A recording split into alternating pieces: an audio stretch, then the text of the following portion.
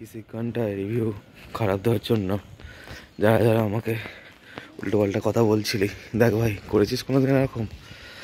কটা বাজে একটু বাদেই তোদেরকে দেখাচ্ছি।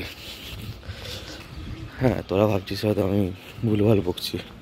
যাচ্ছি পুষ্পা 2 দেখতে। এখনো ভোরের আলো সেভাবে ফোটেনি। স্টেশনের ঘড়িটা দেখাচ্ছি, দাঁড়া কটা বাজে। স্টেশনের সামনে এসে গেছি।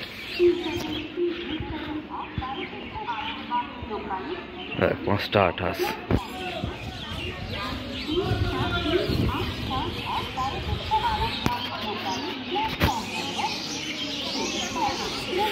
পাঁচটা 29 বাজে। পুষ্পাটা আছে। ওকে চলো, এবার আবার আমার ঘর থেকেই দেখা হচ্ছে। তো দেখতে তো গেছিলাম পুষ্পা 2, এবং আমি যেরকম তোমরা ভিডিওতে দেখলে যে আমি 5:29 স্টেশনে গেছি এবং 5:35 ট্রেন ছিল। তো আমার মনে হয় যে, যেটা আমি ভিডিওতে শুরুতেও বললাম, যে যারা আমি কয়েকদিন আগে যেরকম একটা মানে পুষ্পার গানগুলোকে একটুখানি ভালো লাগেনি বলে কটু কথা বলেছিলাম, সেগুলো শুনে যারা আমাকে করছিল, তুলোধনা করছিল যে তারা কি কোনোদিন এরকম করেছে তাদের প্রিয় স্টারের জন্য। এবার আমি আসি এক্সপিরিয়েন্সে। তো প্রথমে ঠান্ডার মধ্যে যাচ্ছিলাম এবং শরীরটাও অতখানি ভালো লাগছিল না, কারণ সকালবেলায় সেরকম কিছুই খেয়ে আসা হয়নি।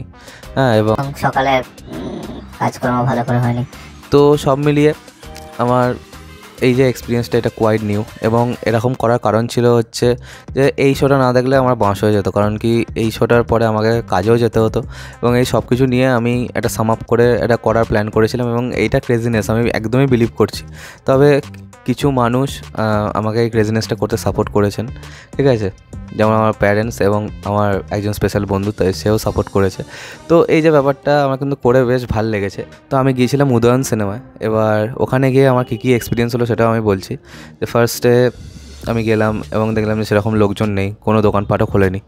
এবার গিয়ে যখন টিকিটটা কাটলাম, তো টিকিটের মেসেজ আমার কাছে এলো না। তারপর একটা আলাদা জোগাড় লাগিয়ে কাজটা করে নেওয়া হয়েছে। এবার তারপর যখন ভেতরে গিয়ে ঢুকেছি, তখন আমি গিয়ে দেখছি যে উদয়নের যে সিটটা যেরকম ছিল সেগুলোকে চেঞ্জ করে দিয়েছে। উদয়নের সিটের আমি খুব বেশি বড় ভক্ত ছিলাম, এবং উদয়ন আমরা এক প্রকার 3 পুরুষ ধরে যাচ্ছি। আমার দাদু গিয়েছেন, আমার বাবা গেছেন এবং আমি যাচ্ছি।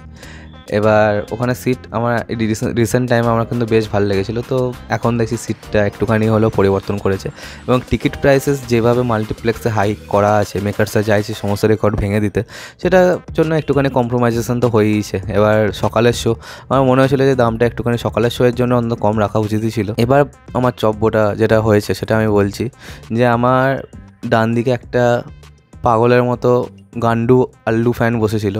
আমিও বানির খুব বড় ফ্যান, কিন্তু কিছু ফ্যান আছে না, যে আল্লু অর্জুনের ডাকনাম যে বানি, সেটাই অর্ধেক লোক জানে না, ঠিক আছে। তো সেরকম একটা ফ্যান বসেছিল। আমার এই দিকে একটা লোক বসেছিল, সে মদ খেয়ে এসেছিলো, এবং তার পাশে একটা লোক খৈনি করছিল, এবং আমার কোণের দিকে একটা লোক মুখে গুড কর্নিয়ে হ্যাঁ সিনেমাটা দেখতে এসেছিলো। তো এবার তোমরা বলো যে আমার সিনেমা দেখার এক্সপিরিয়েন্স কীরকম হতে পারে। একে তো আমি গেছি একা একা, এবং আমি একা একাই যাই, এবং আমি একা একা যাওয়াটাকে অনেকখানি ভালোবেসে ফেলেছি। এবার এইদিকে যে আল্লু ফ্যানটা যে ছিল, সে একবার করে বানিয়ে আসছে, স্ক্রিনেতে পুষ্পা আসছে। যখন এন্ট্রিটা হলো সেটাই চেঁচিয়েছিস, ঠিক আছে। তারপর একটা সাধারণ ডায়লগ বলছে, দেখা না মেরি বাইকো কে লিয়ে मैंने क्या किया, বা এই টাইপের কিছু একটা কথা বলছে। আল্লু আল্লু এরকম করছে, সিটি মেরে দিচ্ছে। মানে এটা যে কেন করছে এটা আমি জানি না। আর পাশে যে লোকটা বসছিল, ভাই তার মুখ থেকে, এইদিকে যে লোকটার কথা বলছিলাম যে মুখ থেকে এত মদের গন্ধ বেরোচ্ছে, মানে ভুজনো ভাত মুখ দিয়ে বেরিয়ে আসবে। তো এইসব নিয়ে দেখা শেষ হলো। এবার আমি যখন এই সিনেমাটা এমনভাবেই বানানো না, মানে এখানে একটা পোস্ট ক্রেডিট সিন আছে, সেটা তো তোমরা ভালো করে জেনেই গেছো। এবার যখন সিনেমাটা সাধারণত মানে যে ডিরেক্টরের নাম দিয়ে সুকুমার ফিল্ম যখন লিখছে, আমি তখন ভাবতে পারি সিনেমাটা শেষ হয়ে যাবে। তো এটা একটা সিনেমাটা মনে বড় ক্রেডিট, যে সিনেমাটা এত বড় হওয়া সত্ত্বেও আমাদেরকে আটকে রেখে দিয়েছিল। সেটা দেখে আমার কিন্তু বেশ ভালো লেগেছে। এবং অন্যদিকে যে সিনেমাটা যখন ফট করে শেষ হয়ে গেল, আমার হলের আলো ফালো জ্বলেনি, দেখলাম যে স্ক্রিন অন্ধকার হয়ে দিয়ে বেরিয়ে চলে এলাম। আর সব মিলিয়ে experience could be much more good, but সেটা হয়নি। প্রচুরই হেকটিক ডে গেছে আমার ওপর দিয়ে, প্রচুরই ধকল গেছে, এবং তারপরেই বাড়ি আসার ট্রেন ছিল, তো ট্রেনে চেপে চলে এলাম, বাস এটাই।